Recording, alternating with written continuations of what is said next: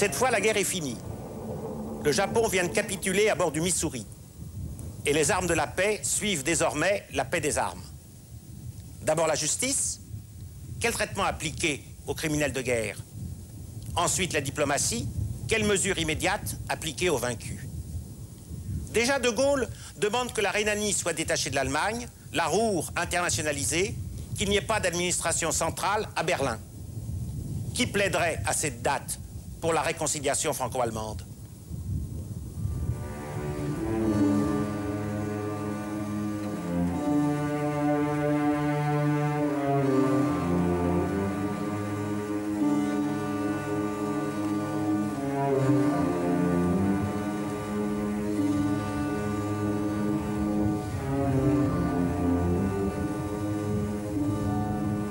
Pour commenter les actualités allemandes puis britanniques, nous sommes avec Gilbert Zivboura, professeur émérite à l'université de Braunschweig en Allemagne, ancien combattant, on l'a déjà vu plusieurs fois ici, et qui se trouve avoir écrit un grand livre, le premier sur Léon Blum, il y a quelques années, donc spécialiste d'histoire de la France.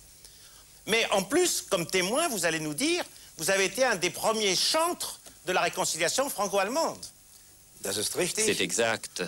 Cela remonte approximativement à l'année 1947, mais il convient tout d'abord de rappeler brièvement le contexte, qui était très ambivalent et bien plus complexe qu'au lendemain de la Première Guerre mondiale.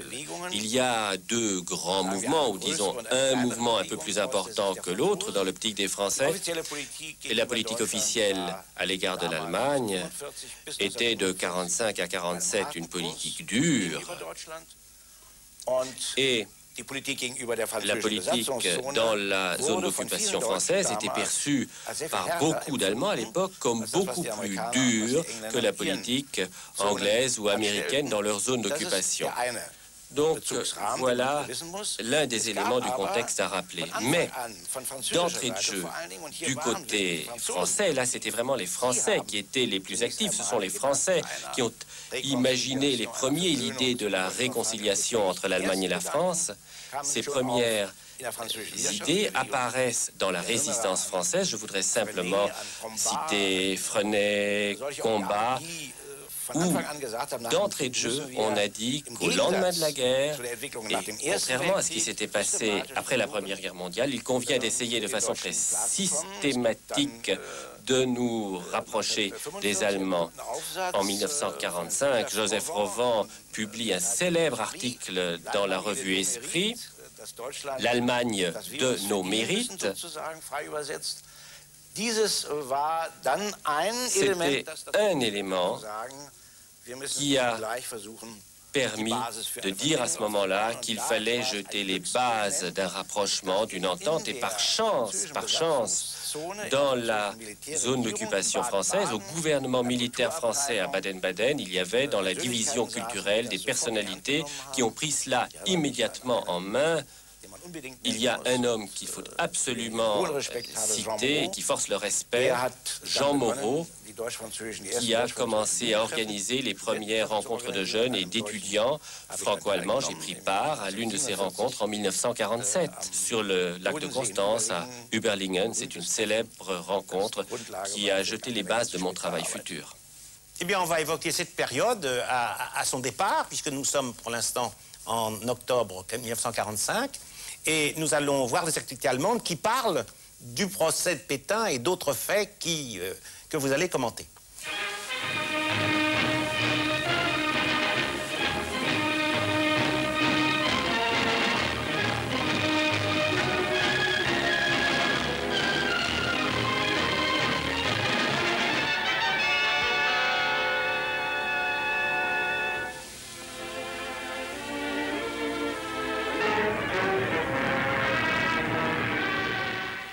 Gilbert Zivboura, cette présentation par les actualités est incroyable parce qu'on ne dit rien. On montre un catalogue de personnages que les Allemands ne connaissent pas, bien entendu.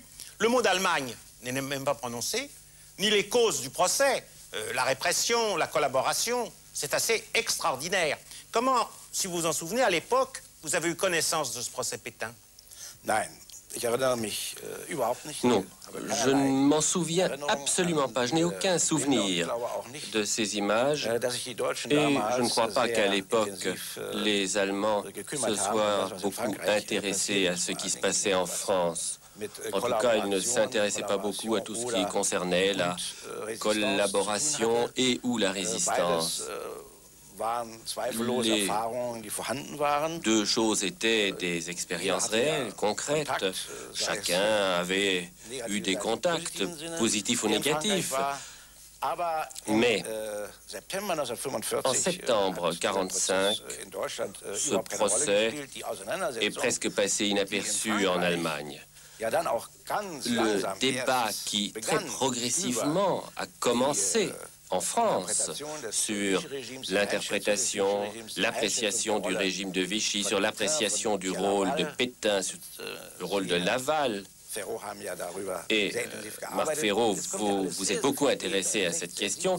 Tout ce débat s'amplifie beaucoup plus tard, dans les années 60, 70, 80. Et c'est à ce moment-là où, en Allemagne, on constate que l'intérêt apporté pour le régime de Vichy est vital, même dans l'optique de l'histoire allemande. Les premières études ont été entreprises dans les années 60 et 70, lesquelles études montrent comment le national-socialisme a essayé d'instaurer une sorte d'hégémonie en France et comment, et ça c'est quelque chose qu'on ne comprend pas encore très bien ni en France ni en Allemagne, et comment cette hégémonie, ce pouvoir ne pouvait pas seulement s'appuyer sur la répression, l'oppression, la contrainte, mais aussi devait s'appuyer sur des éléments de l'administration française, de la police française, etc., qui ont essayé, qui ont même réussi, plus que de raison, de suivre et de faire mieux encore, d'exécuter à l'excès les ordres allemands. Et nous avons du mal à comprendre cela, bien que ce phénomène du zèle, pour utiliser ce terme, a existé très clairement en Allemagne aussi. Mais à l'époque, en septembre 1945, ce procès Pétain ne jouait presque aucun rôle, mais comme vous le dites très justement, ce qu'on a vu dans ces images le montre, tout cela n'amène absolument pas les Allemands à réfléchir de façon critique à ce qui s'est passé et ne les amène absolument pas à intégrer cette réflexion dans leur propre façon de traiter le passé. Bien, on va voir maintenant des sujets qui concernent la France et l'Allemagne, puisqu'il s'agit un peu de la reconstruction.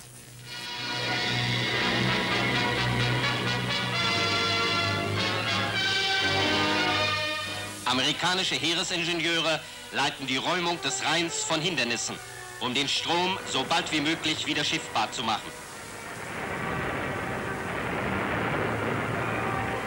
Eine Sprengstoffladung von 33 Tonnen soll die Trümmer der Rüdesheimer Eisenbahnbrücke beseitigen, die das Fahrwasser blockieren. Die Brücke, wie fast alle Rheinbrücken, wurde von der Wehrmacht bei ihrem Rückzug gesprengt. Dieser schwimmende Riesenkran wurde in Holland gebaut. Er kann eine Last von 250 Tonnen heben und wird die Entfernung von Sperren und Hindernissen aus dem Rhein beschleunigen. Die Rheinschifffahrt ist vor allem für den Transport von Nahrungsmitteln und Heizmaterial für den kommenden Winter wichtig. Die Alliierten haben alle Kräfte zur Beschleunigung der Räumarbeiten eingesetzt. Und größere Strecken des Rheins werden schon vor dem Herbst wieder befahrbar sein.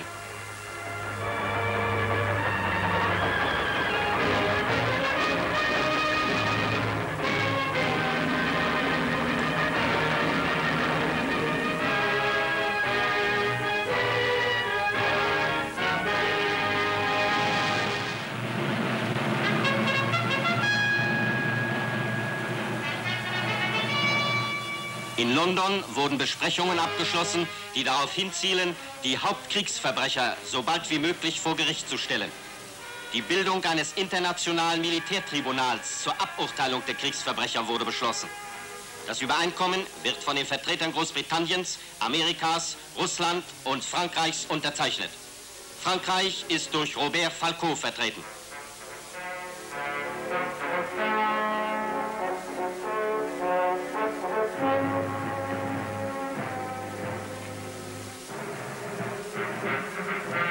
Für Russland zeichnet Professor Trainin. Nikitschenko, Vizepräsident des obersten russischen Gerichtshofs. Der englische Lordkanzler Lord Jowett und der amerikanische Bundesrichter Robert Jackson. Alle Vorbereitungen für einen baldigen Prozessbeginn in Nürnberg sind getroffen.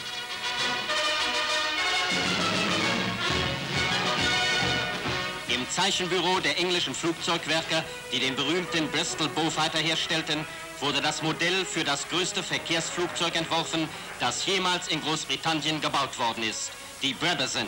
Ohne Zwischenlandung wird dieses 110 Tonnen Flugzeug 224 Passagiere in einem 12-Stunden-Flug von London nach New York bringen.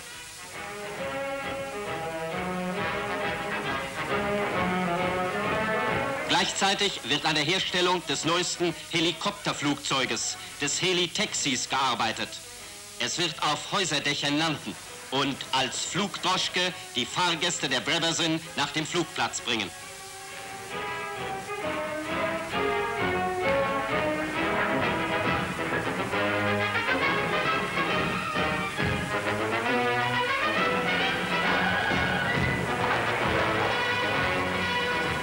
Die Brabazon bekommt 4 Motore von je 2500 Pferdestärken und wird eine Stundengeschwindigkeit von mehr als 500 Kilometern haben. Angestellte der Fabrik besichtigen das Innere des riesigen Flugzeugs. Die Sitzplätze können in Schlafkojen für 72 Fahrgäste verwandelt werden. Ein fliegendes Hotel für die Welt von morgen.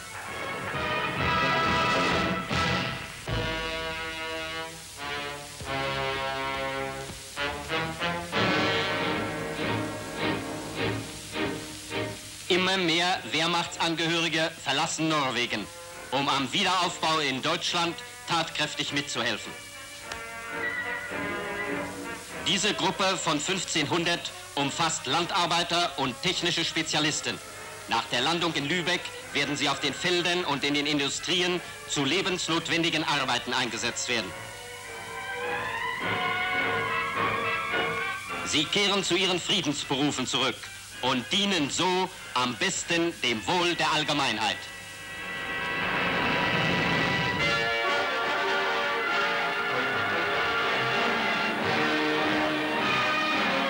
Die Instandsetzung des Eisenbahnnetzes in Europa ist eine Aufgabe erster Ordnung.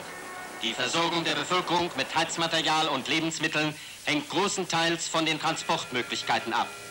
Bei ihrem Rückzug zerstörte die Wehrmacht die französischen Brücken, Verschieberbahnhöfe und Knotenpunkte. Alliierte Flieger bombten die Munitionszüge und Truppentransporte der fliehenden Wehrmacht. Das französische Transportwesen lag im Chaos.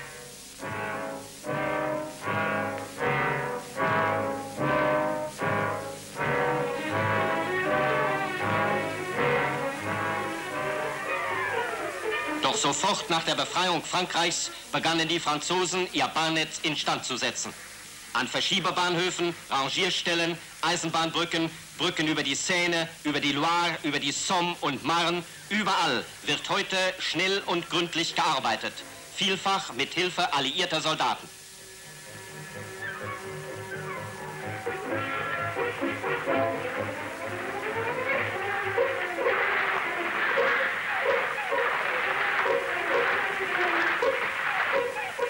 Eisenträger werden wieder aufgerichtet. Was in Sekunden zerstört wurde, bedarf Monate der Wiederaufbauarbeit.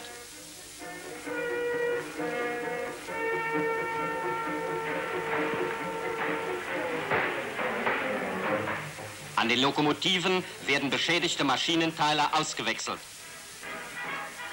In den Häfen werden neue Tank- und Güterwagen und Lokomotiven aus Amerika und England ausgeladen.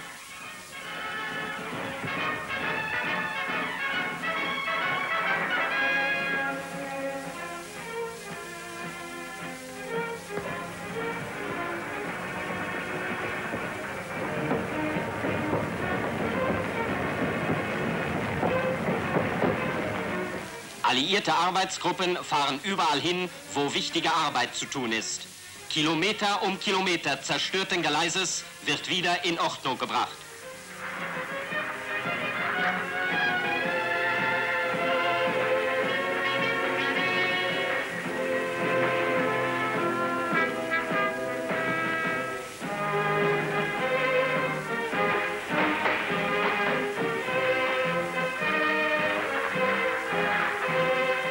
Eine weitere Strecke ist betriebsfähig. Ein weiterer Zug fährt los. Eine weitere Brücke wird überquert.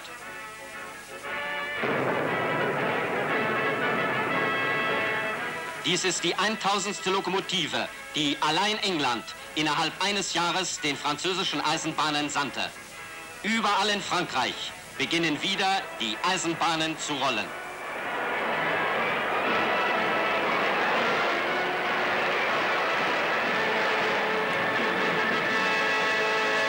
Gilbert Ziboura, on voit ici des images de la reconstruction. Est-ce qu'il est légitime de comparer les destructions que l'Allemagne a connues avec la fin de la guerre avec les destructions que la France a connues aussi? C'est extrêmement important, c'est même nécessaire de procéder à cette comparaison. Alors, pour les deux pays, il faut dire que la guerre, du fait des bombardements et des différentes batailles, cette guerre a surtout détruit les infrastructures.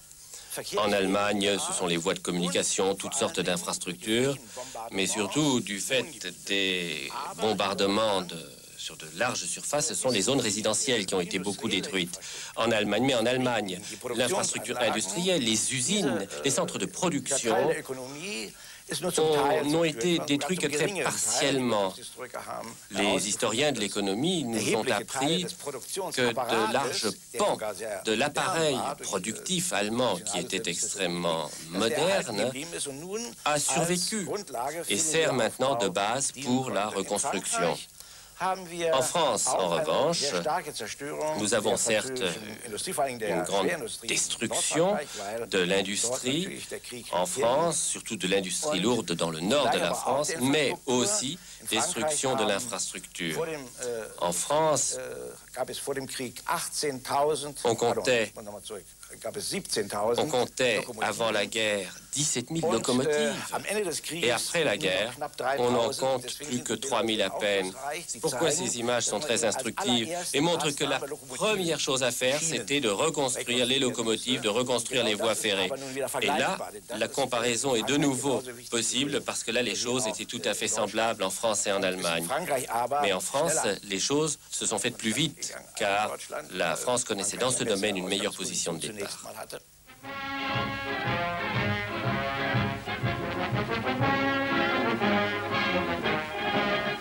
Amerika schickt Nahrungsmittel nach Norwegen, denn auch dort droht Hungersnot.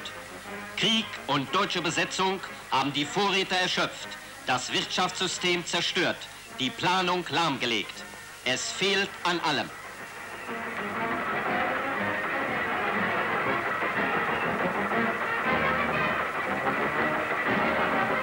Darum müssen die Alliierten helfen, wie sie schon Holland, Belgien, Griechenland und anderen kriegsgeschädigten Völkern beistehen. Obgleich der Krieg auch in ihren Ländern Reichtum in Knappheit und Überschuss in vorsichtige Rationierung verwandelt hat.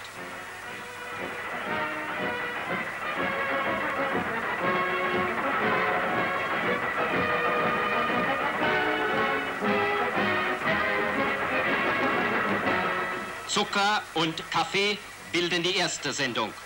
Nach der Ausladung im Hafen von Oslo werden sie ins Innere des Landes befördert. Notwendige Stärkungsmittel für die norwegische Bevölkerung in ihrem ersten Friedenswinter.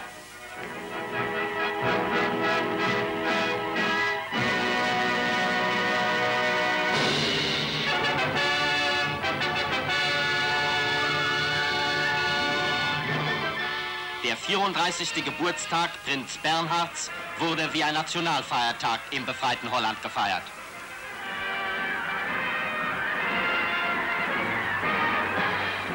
Im selbstgesteuerten Flitzwagen fährt der Prinz auf einer Reise durch ganz Holland, durch die Straßen von Delft. Die jubelnden Einwohner der Stadt säumen die Straßen.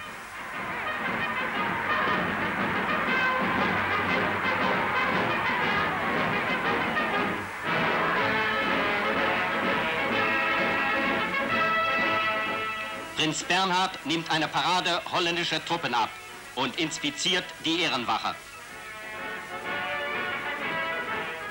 Er salutiert vor dem blumengeschmückten Ehrenmal das Gedächtnis der im Freiheitskampf 1940 bis 1945 Gefallenen.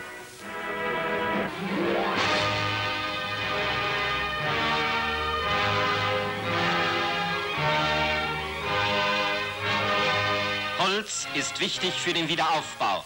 Als Baustoff für Häuser, für Eisenbahnschwellen, in Kohlengruben, auf Brücken, für Verkehrsmittel, in unzähligen Industrien und für fast jedes Handwerk.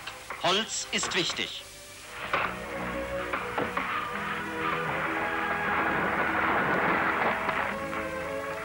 Wichtig darum ist die Arbeit in den Wäldern. Hier in einem Gehölz in der Nähe von Göppingen in Württemberg werden die Kiefern gefällt, die Äste entfernt und die Stämme zersägt. Die Arbeit steht unter der Leitung der alliierten Militärbehörden.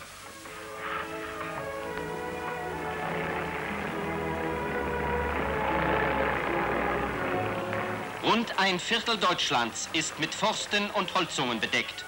Viele Wehrmachtsangehörige, insbesondere Spezialarbeiter, sind aus der Kriegsgefangenschaft entlassen worden, um bei der Wiederbelebung der deutschen Forstwirtschaft und Holzindustrie mitzuwirken.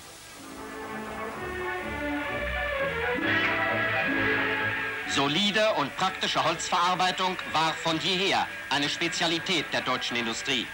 Sie steht jetzt im Dienst des Wiederaufbauwerks. Gleichmäßig im Wald und dem Arbeiter in Sägemühle und Fabrik.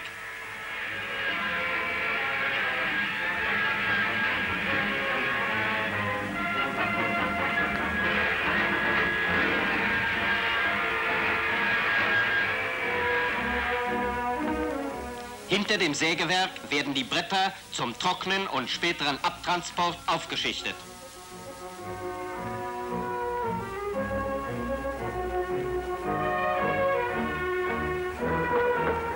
Auf dem Güterbahnhof werden die Planken verladen, bereit zur vielfältigen Verwendung bei dem Wiederaufbau der deutschen Friedenswirtschaft.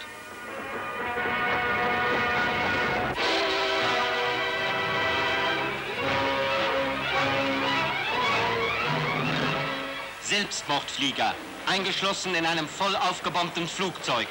Das war Japans letzter verzweifelter Abwehrversuch gegen den unabwendbaren Zusammenbruch. Ein Selbstmordflieger stürzt sich auf die Nevada.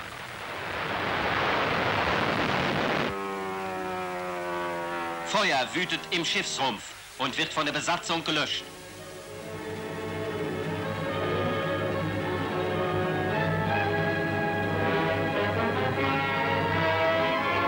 Von dem Flugzeug bleiben nur die Räder und die japanische Flagge übrig.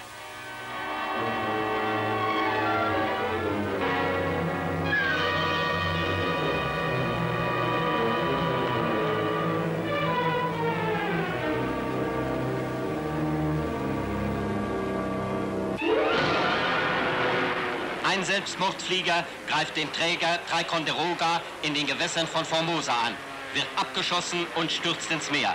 Und auch der nächste.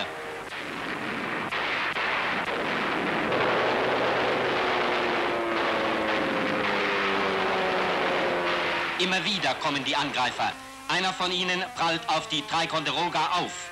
Rauchwolken umhüllen das brennende Schiff.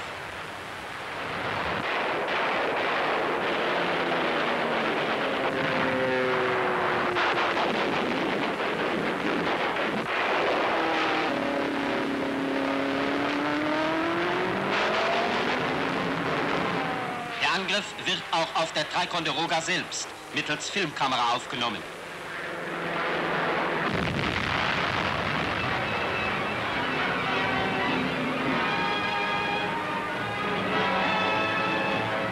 Stundenlang wütete das Feuer, bedrohte Schiff und Besatzung.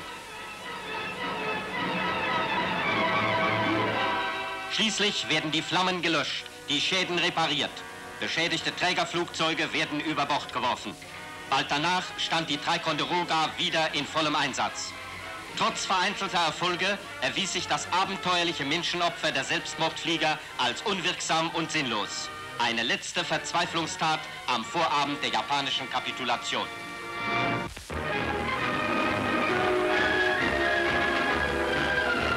Gilbert Ziboura, vous nous avez expliqué que l'Allemagne était au fond beaucoup moins détruite dans sa profondeur industrielle que les apparences ne le laissaient croire avec les images de bombardement. Vous nous avez dit aussi que la politique des gouvernements était dure en France quand on pensait à l'Allemagne. Enfin, ceux voulaient être durs. Et que vous avez été de ceux qui ont participé à des tentatives de réconciliation. Et pourtant, c'était difficile entre jeunes gens, Allemands et Français. Quels étaient les griefs des Français envers les Allemands et des Allemands envers les Français?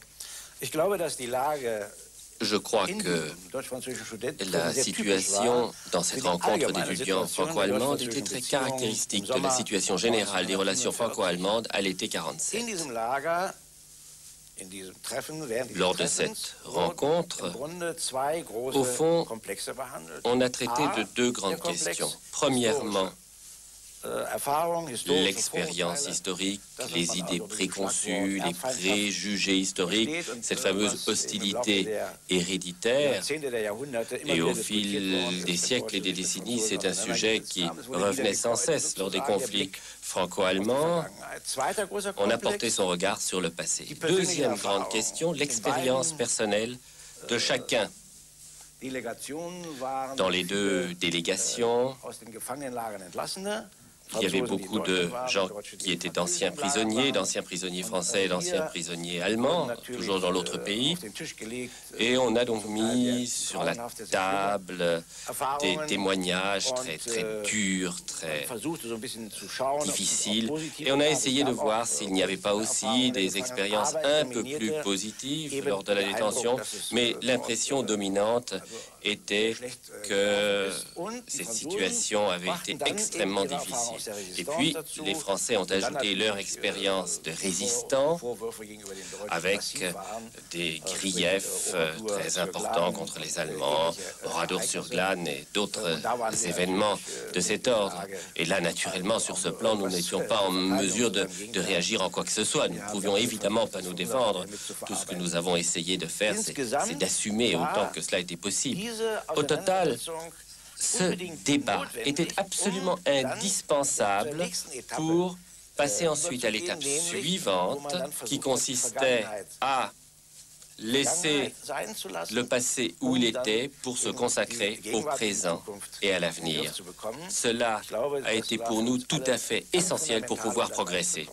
Et qu'est-ce que les Allemands reprochaient aux Français? Nous, à l'époque, nous avons reproché aux Français que, notamment pendant les années 30, ils avaient fait preuve de trop de faiblesse à l'encontre d'Hitler. Bien que nous puissions comprendre cette situation et nous ayons compris les motivations de cette politique, mais curieusement, nous aurions attendu de la France et des autres démocraties, puisque nous étions nous-mêmes à ce moment-là en train de nous démocratiser, nous aurions attendu une plus grande résistance à Hitler. Et ça, c'est un point qui a fait l'objet d'un débat vraiment systématique et nous avons pu alors comprendre quelles étaient les motivations de la politique française à l'époque. Mais là aussi, on n'a pas réussi à tirer tous les enseignements et toutes les conclusions parce que ceci supposait une analyse historique très approfondie à laquelle on ne s'était pas livré en Allemagne à l'époque. Donc, lors de toute cette rencontre, pour ce qui est des griefs, les délégués français étaient dans une bien meilleure situation que les Allemands pour ce qui est de leurs griefs à l'encontre de la France. Bien sûr. Et puis, comme on peut l'imaginer, les Français se comportaient en vainqueurs. En vainqueur, pas tout à fait aux yeux des Allemands. Naturellement. Et tout ce qui était associé au fascisme allemand, etc. Il est évident que toutes ces questions ont été abordées. Et là, vraiment, nous n'avions rien à répondre. C'est évident. Nous allons voir maintenant des actualités britanniques qui évoquent, elles aussi, certains aspects de la vie en Allemagne.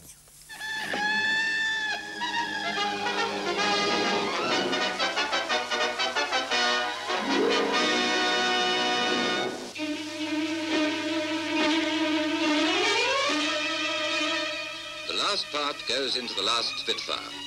The 5 years' work of No. 1 Civilian Repair Unit at Cowley, Oxford, comes to an end. It all started in the life and death days of the Battle of Britain. Pilots brought in their damaged kites, stood by while they were patched up, took straight off again for another crack at the Luftwaffe. Now we've got more Spitfires than we know what to do with. Still, if the missus doesn't fancy a fighter plane in the empty garage, tell her to sit tight, for here they come. Britain's post-war cars, exclusively photographed by Pathé cameramen.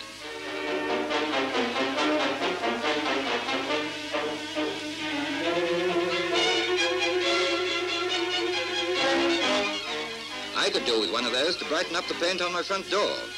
By the way, you can have any color you like for the car, so long as it's black.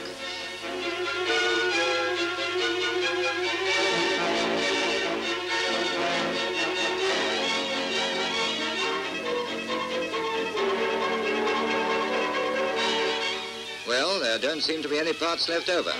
It won't be long now. Already a few thousand wives are getting in their applications for backseat driving lessons.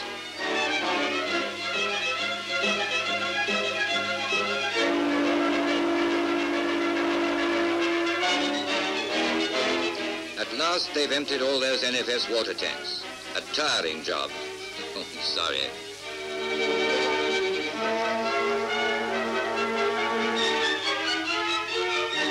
Not so long ago, it would have been a Spitfire coming off the belt.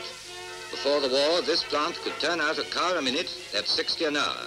In a day, let's say 600. In a week, well, you work it out. A sight for war-weary eyes. Cars, cars, and more cars. And the workers roll up in limousines. Perhaps they couldn't get a permit.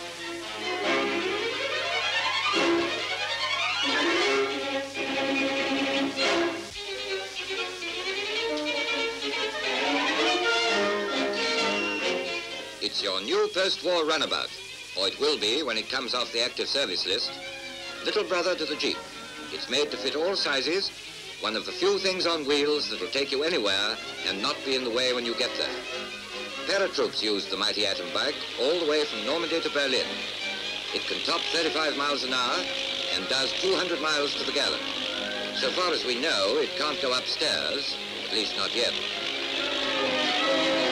Still, on the subject of midget bikes, Mr. Lovegrove of Mitcham has made himself one.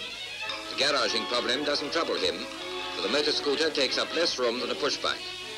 You can ride it round the dining room without moving the furniture, said Mr. Lovegrove. But he forgot to tell us what a wife would say if her husband tried it.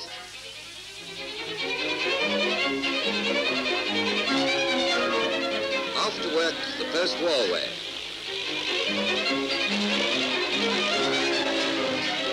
What's more, ladies, with a carrier on the handlebars, it might solve the shopping problem.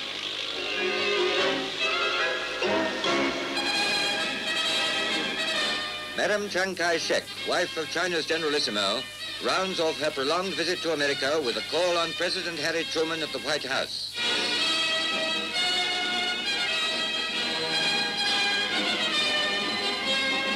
With General George Marshall, American Chief of Staff, Madame Chiang talks over the problems that face China at the end of her 8 years' war with Japan. Peace in the Far East means a new future for China. In New York, about the same time, was General de Gaulle on his first visit to the United States. The general brought with him many decorations, which he bestows on leading American service chiefs.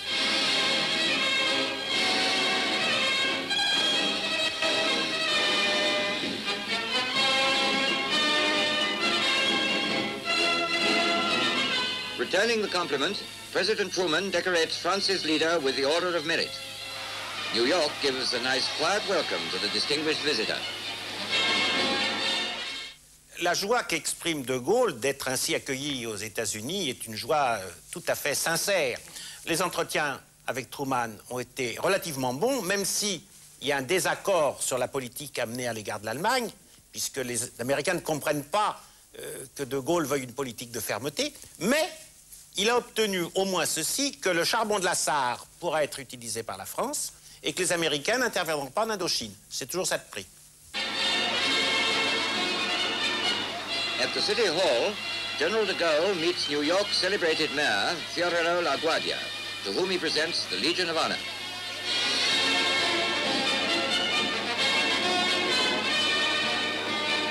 Tradition and the true French style demand a kiss on both cheeks. General de Gaulle is a bit on the tall side.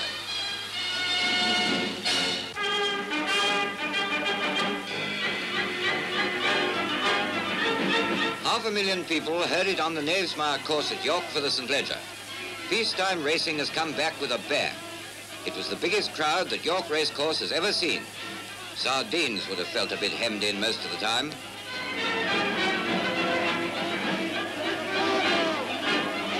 Reporters who planned to estimate the number of cars present took one look and gave it up.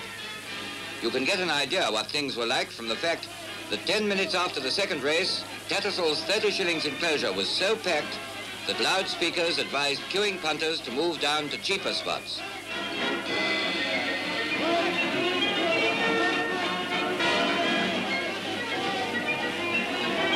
Seasoned rider Tommy Lowry rode the winner.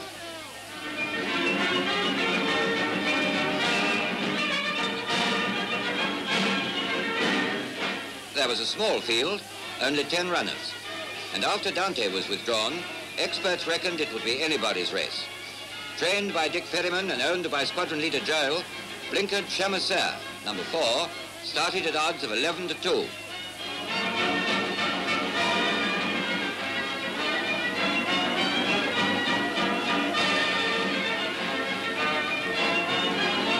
The going was hard, but the field gave little trouble at the post.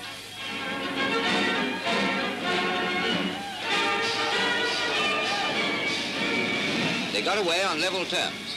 Stirling Castle went out to make the running. Loretto, Blue Smoke, Rising Light, Chamoiseur going well. Halfway round the course. And it's Stirling Castle, Black Peter, Loretto, Chamoiseur on the rails and coming up well.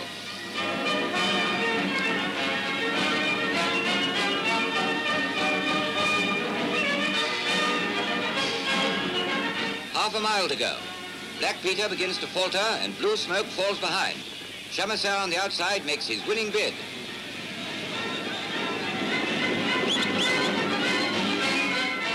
Chamoiseur goes ahead with 200 yards to go, holding off a strong challenge from Rising Light, the King's Colt.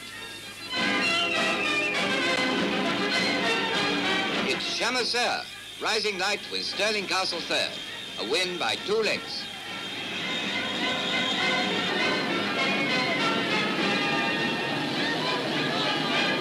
Tommy Lowry brings in the winner. A popular victory with a crowd that Yorkshire won't forget for a long time.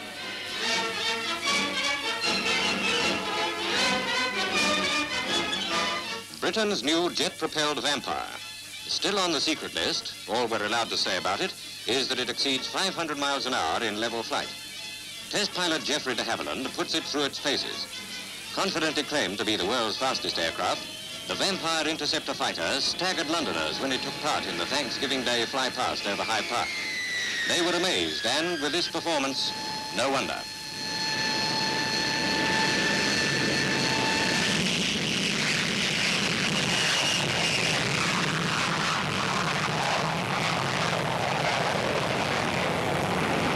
A Brazilian air mission got an eye-opener.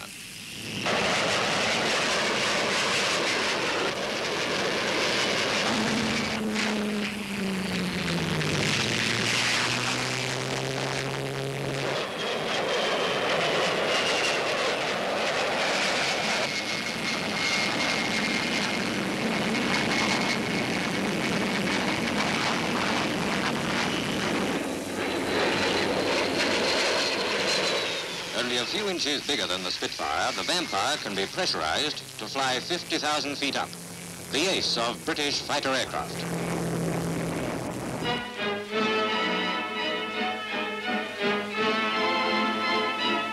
Japan's surrender delegates are received in Manila with cold formality. Their chief, Lieutenant General Kawabe, and an American officer who almost, but not quite, gives a handshake. Kawabe is met by Major General Willoughby, MacArthur's chief of intelligence. These envoys from Emperor Hirohito are here to get their surrender orders. First job is to hand over their credentials for checking. Before the series of Far East capitulations is done, we're going to get pretty well used to this kind of picture. If you want to learn how to put on a poker face, take a look at a few of these samples.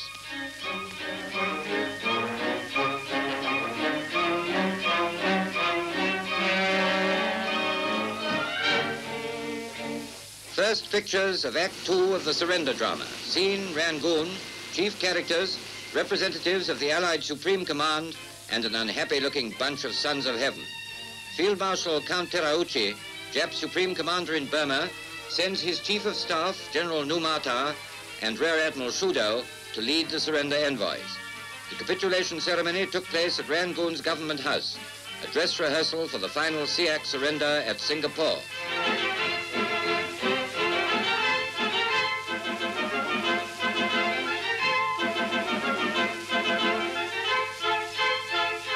The Jap officers wore khaki green uniforms, and as usual, there were plenty of ceremonial swords about.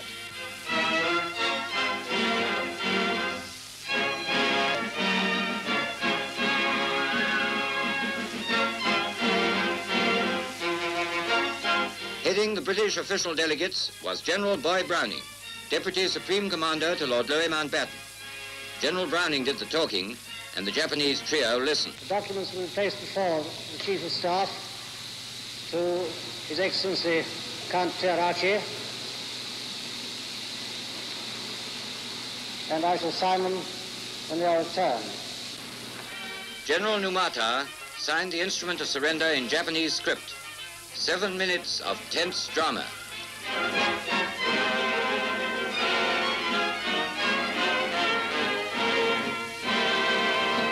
With General Browning's signature, the last big Japanese forces in Asia lay down their arms.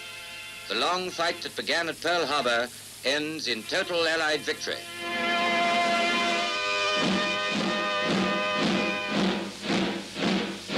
Marshal Zhukov is early on the scene for the first meeting of the military governors of the Allied zones in Germany. Berlin's Big Four have a big job on hand, and one that is likely to get more and more difficult with the approach of winter.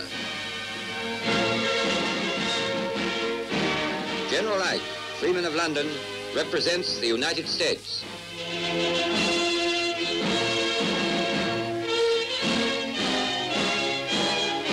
French member of the Allied Control Council is General Koenig, and the team is at full strength with the arrival of Field Marshal Montgomery. The building in which the council meets once housed the infamous Nazi People's Court, which specialized in slaughtering any German who dared to oppose the Nazis.